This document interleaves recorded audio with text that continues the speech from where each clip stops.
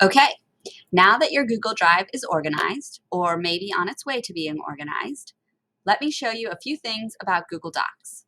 Docs are a great way to create and share content, but have you ever felt overwhelmed by the blank white rectangle staring you in the face?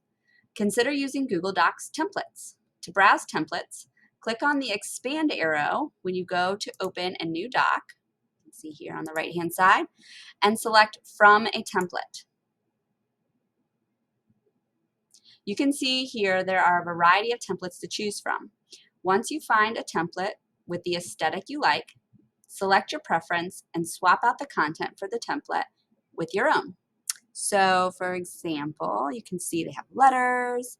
I'm going to choose this resume template.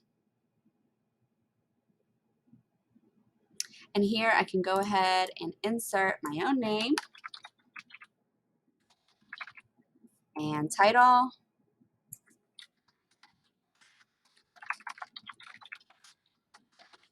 And complete the rest of the information according to my academic achievements or community involvement. So this is just one option that you might use to get yourself started with regard to any number of assignments you're asked to create in Google Docs. Um, However, that being said, sometimes you might be asked to create a document from scratch. In that case, here are a few ways to professionalize your document so the information you create is clear and accessible. So if I'm creating a blank document, one option, a really quick and obvious one, is to insert a table. And when you insert a table, you can provide the appropriate headings, and you can type in your information. And to make it look more aesthetically pleasing and draw attention to key concepts, you can color your document to draw attention where you need it to be. You can change the background of the whole page under File Page Setup. You can change the document color. Let's go with purple for contrast. And you can add all the information that you might need. I'm going to show you quickly. Here's a document I've been working on, just a few directions for using a screen casting tool. You can see here I've got headings and I have various sections to this document. So one way to help your user navigate a document that might be more lengthy and provide a variety of information, you can do two things. You can add bookmarks and link within the document to different sections, or share links for bookmarks with users and they can easily navigate to a precise location on a Google Doc if using that link.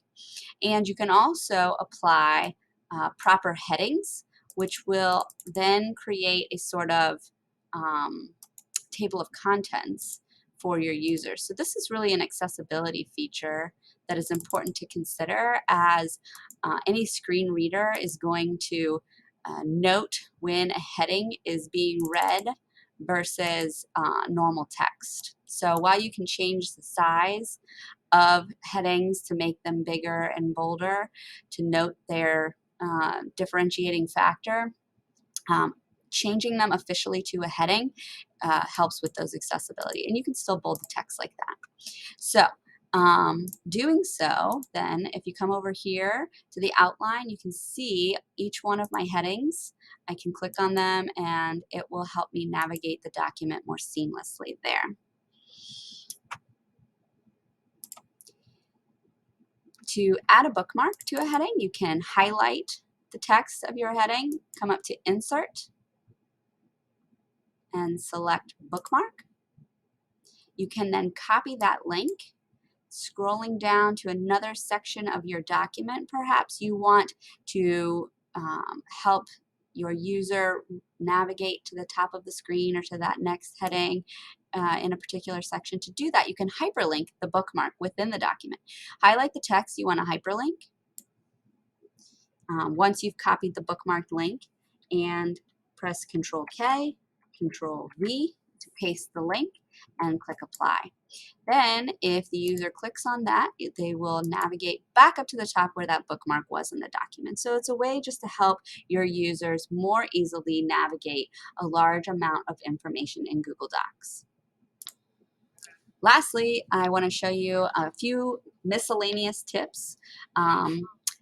Users or creators can also insert smart chips within their Google Documents by typing the @ symbol, and then you can see here a menu of options are available to you to insert a smart chip. So you can add a person.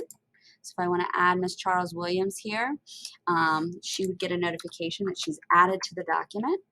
You can add a drop-down menu within your table, and you can create new drop-down menus and customize them as necessary. So if you want to create some kind of table that will show users in progress or completed, you can add those features to the drop-down menu. You can also, add meeting notes. You can add linked files, and you can insert dates as well. So those are a few options with smart chips. And then the last thing I want to show you is how to share Google Documents in two different formats, one being a forced copy. So if you want to require a user to make their own unique copy that they are the owner of in a Google Doc, you can create a forced copy by clicking on the URL, expanding it out, and changing the word edit within the URL to the word copy. And then if you copy and paste that link into a new tab, you would be required to create your own copy of that same document. You can also quickly adapt the URL for an editable Google Doc to a PDF link by subbing out the suffix of the URL here, where it says after the /edit, we go ahead and replace that with export ?format equals PDF. Hit enter and or copy that link, and when you paste it, it will produce a PDF version of your document. So those are just a few miscellaneous tips and tricks for managing and using Google Docs. Now that I've shown you a few ways to use Google Docs, give these tips a try yourself.